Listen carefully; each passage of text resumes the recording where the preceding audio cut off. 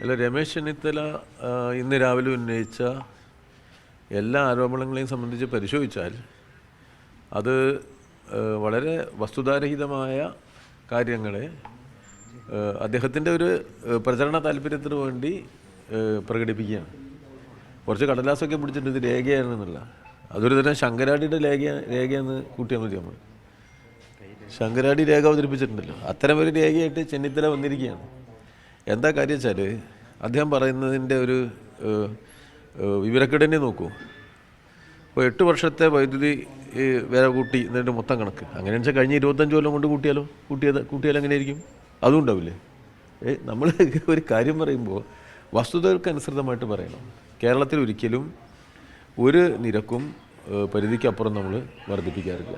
വളരെ കൊല്ലങ്ങൾ കൂടുമ്പോഴാണ് ചില വളരെ കുറഞ്ഞ നിരക്കിൽ വെള്ളക്കരായാലും ശരി, വൈദ്യുതി ആയാലും ശരി, മറ്റെന്ത് കാര്യങ്ങളായാലും ശരി, ജനങ്ങൾക്ക് പരമാവധി ബാധ്യത കുറയ്ക്കുന്ന രൂപത്തിൽ കേരളത്തിലെ ഗവൺമെൻറ് കാര്യങ്ങൾ കൈകാര്യം ചെയ്യാറുള്ളൂ. കാരണം രമേശ് ചെന്നിത്തലയെക്കാളും കോൺഗ്രസിനേക്കാളും UDF-നേക്കാളും സാധാരണക്കാരൻ്റെ താല്പര്യത്തെ സംബന്ധിച്ച് വളരെ ജാഗ്രതയുള്ള ഒരു ഗവൺമെൻറ്റാണ് കേരളത്തിലുള്ളത്. അത്തരം ഒരു പ്രസ്ഥാനമാണ് ഇടതുപക്ഷ പ്രസ്ഥാനം. അദാനി, അംബാനി എന്നൊക്കെ പറഞ്ഞ വലിയ കുത്തകകളുടെ പേര് രമേശ് ചെന്നിത്തല ആവർത്തിച്ചുകൊണ്ടിരിക്കുകയാണ്. കേരളത്തിൽ ഇന്ന് വരെ വൈദ്യുതി ബോർഡിനെ വിഭജിക്കാനുള്ള കേന്ദ്ര നയം അത് രമേശ് ചെന്നിത്തലയുടെ പാർട്ടി തുടങ്ങി വെച്ചതാ. അവർ കേന്ദ്രത്തിൽ അധികാരത്തിലിരിക്കുമ്പോഴാണ് ഈ വൈദ്യുതി ബോർഡുകളെ വിഭജിക്കണം എന്ന് തീരുമാനമെടുത്ത് നടപ്പിലാക്കാൻ സമ്മർദ്ദം ചെലുത്തിയത്. അതിൻ്റെ തുടർച്ചയിൽ ഇപ്പോൾ BJP കുറച്ചും കൂടി കർശനാക്കിയിട്ടുണ്ടാവും.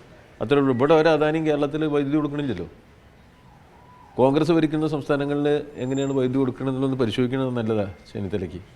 അതൊന്നും ഇടതുപക്ഷ നയമല്ല.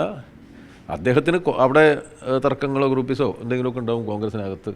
അപ്പോൾ ഒന്ന് മുന്നിച്ചാടി കുറച്ച് കാര്യം പറയണം എന്നുള്ളതുകൊണ്ട് പിണറായിക്കെതിരായിട്ട് ആദ്യം പറഞ്ഞ ആൾ ചെന്നിത്തലയെ നിലയ്ക്ക് അദ്ദേഹം പറഞ്ഞതായിരിക്കും. അല്ലാതെ ഇതിനൊന്നും രാഷ്ട്രീയമായ അടിത്തറുള്ളതല്ല, വസ്തുത രഹിതമാണ്. ജനവിരുദ്ധമായ ഒന്നും ഇടതുപക്ഷ ജനാധിപത്യ മുന്നണി ഗവൺമെൻറ്റിൻ്റെ ഭാഗത്തുണ്ടാവില്ല. സാധാരണക്കാരനോടുള്ള ഇടതുപക്ഷത്തിൻ്റെ പ്രതിബദ്ധതയ്ക്ക് ഒരു കുറവും സംഭവിക്കില്ല. അതില്ലാത്തത് UDF-നാണ് എന്നതാണ് വസ്തുത. ഒറ്റ കാര്യം ചോദിച്ചാൽ ഈ വൈദ്യുതി നിരക്ക് വർദ്ധിപ്പിക്കുന്നു, അത് നമ്മളെ തൊഴിലാളികളെ സംബന്ധിച്ചിടത്തോളം ആവട്ടെ, സാധാരണക്കാരെ സംബന്ധിച്ചിടത്തോളം വലിയ ഒരു ഇരുട്ടടിയല്ലേ അക്ഷരാർത്ഥത്തിൽ സംഭവിക്കുന്നത്. മാത്രമല്ല ഒന്നുകൂടി അത് പറയാം, അനിവാര്യമാണെന്ന് പറയാം. പക്ഷെ അപ്പോഴും ഈ കെടുകാര്യസ്ഥത കൂടി ഇലക്ട്രിസിറ്റി ബോർഡിലില്ലേ? എല്ലാം നിങ്ങൾ മനസ്സിലാക്കേണ്ട ഒരു കാര്യം എന്താ അറിയോ? ഈ കെടുകാര്യസ്ഥത എന്ന് തൊഴിലാളികളെ സംബന്ധിച്ച് നമുക്ക് പറയാൻ കഴിയില്ല. ഇത്ര കഷ്ടപ്പെടും നിങ്ങൾക്കിത് അറിയാത്തതുകൊണ്ടാണ്.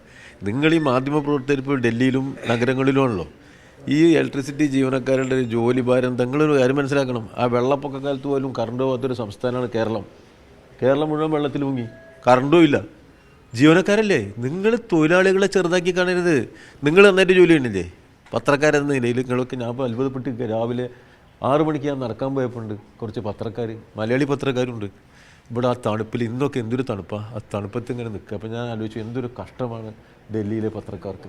അത്ര കഷ്ടപ്പെടുന്ന നിങ്ങളെപ്പോലെ തന്നെയാണ് മറ്റിതര തൊഴിലാളികൾ, നിങ്ങൾ മനസ്സിലാക്കണം. അതുകൊണ്ട് ഇലക്ട്രിസിറ്റി ബോർഡിലെ തൊഴിലാളികൾ നന്നായിട്ട് അധ്വാനിക്കുന്നവരും ജോലി ചെയ്യുന്നവരുമാണ്. അവരതാ കണ്ടത്. സാധാരണക്കാരന് നല്ല സർവീസാണ് ഇലക്ട്രിസിറ്റി ബോർഡ് കൊടുത്തുകൊണ്ടിരിക്കുന്നത്. ബാക്കിയൊക്കെ ബോർഡിൻ്റെ നടത്തിപ്പായിട്ട് ബന്ധപ്പെടുത്ത കാര്യമാണ്, സർക്കാരാണ് പരിശോധിക്കുക. ഒരു കാര്യം ഉറപ്പാണ്, അതിസാധാരണക്കാരെ സംരക്ഷിക്കുമെന്ന് നയമുണ്ടാവും.